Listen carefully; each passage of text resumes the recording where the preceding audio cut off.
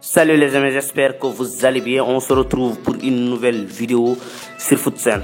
Aujourd'hui, nous allons vous faire découvrir 4 joueurs sénégalais. C'est la 10e vidéo de la rubrique découverte. Pour cet épisode, on va retracer les carrières de Christian Gomis, de Sanoussi Ba, de Moussa Diallo et de Pape Alioune Ndiaye, qui est différent de Pape Alioune Ndiaye que vous connaissez et qui a joué en équipe nationale du Sénégal. Mais avant de démarrer, on vous informe que la CAF va décerner le Ballon d'Or africain demain jeudi 21 juillet 2022 au Maroc. Il a publié aujourd'hui la liste des joueurs finalistes pour ce trophée. Il y a le favori, l'international sénégalais Sadio Mané, qui évolue au Bayern de Munich. Un autre Sénégalais qui est parmi les finalistes, c'est Edouard Mendy, l'ancien coéquipier de Sadio Mané à Liverpool.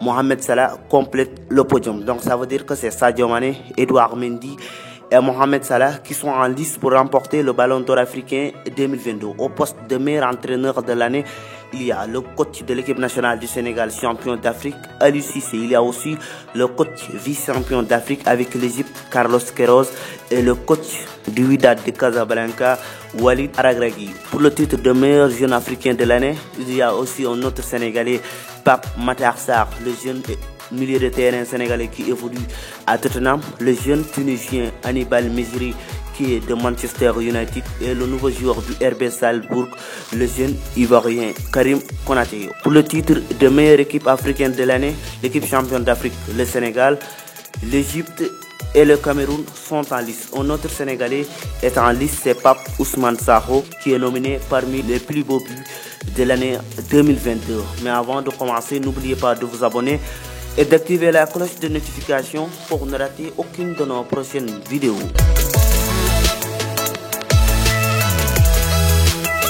On démarre par Christian Gomis qui avait fait l'objet d'une grosse polémique récemment. Le défenseur de 23 ans avait été victime de racisme dans le championnat hongrois au Lokomotiv Plovdiv.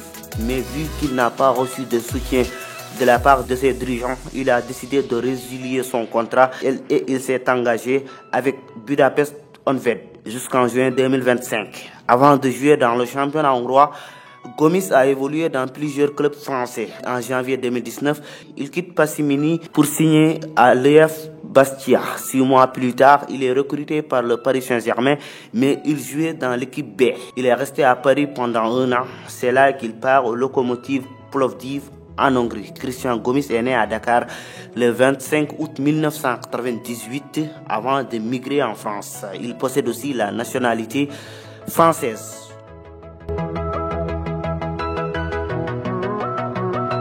On part maintenant dans le championnat allemand pour parler du jeune Sanoussi Ba, couramment appelé Sanouba. Le jeune arrière-gauche a signé récemment son premier contrat professionnel avec le RB Leipzig. Né le 5 janvier 2004 à Hof en Allemagne, Sanouba rejoint le centre de formation du RB Leipzig en 2016 à tout simplement 12 ans.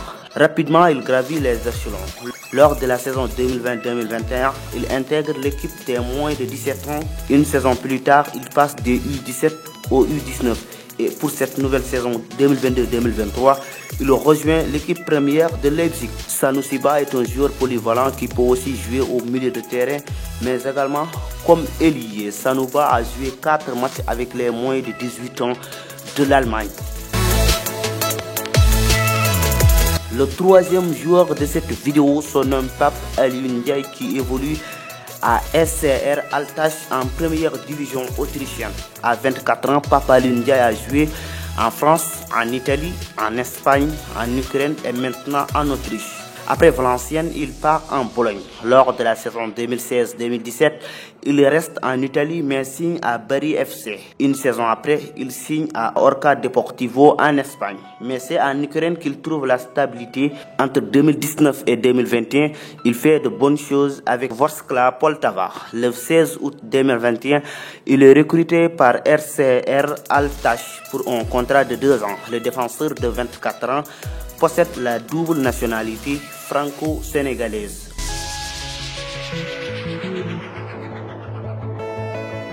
On termine avec Moussa Diallo, un autre footballeur franco-sénégalais. Né le 27 janvier 1997 à Corbeil-Essonnes, Moussa Diallo est formé à l'Agiorcer qu'il quitte en 2019. Il reste en France, mais en 3e division En signant à Sochaux-Cholet le 5 août 2020, il signe librement au FC Servette en première division suisse. Le 14 juillet 2022, Moussa Diallo a prolongé son contrat avec Servette. Son nouveau contrat va expirer le 30 juin 2025. À 25 ans, l'arrière droit est un footballeur à suivre attentivement pour cette nouvelle saison 2022-2023. On s'arrête là pour ce sujet. On se retrouve à la prochaine fois pour une autre vidéo sur FootSen.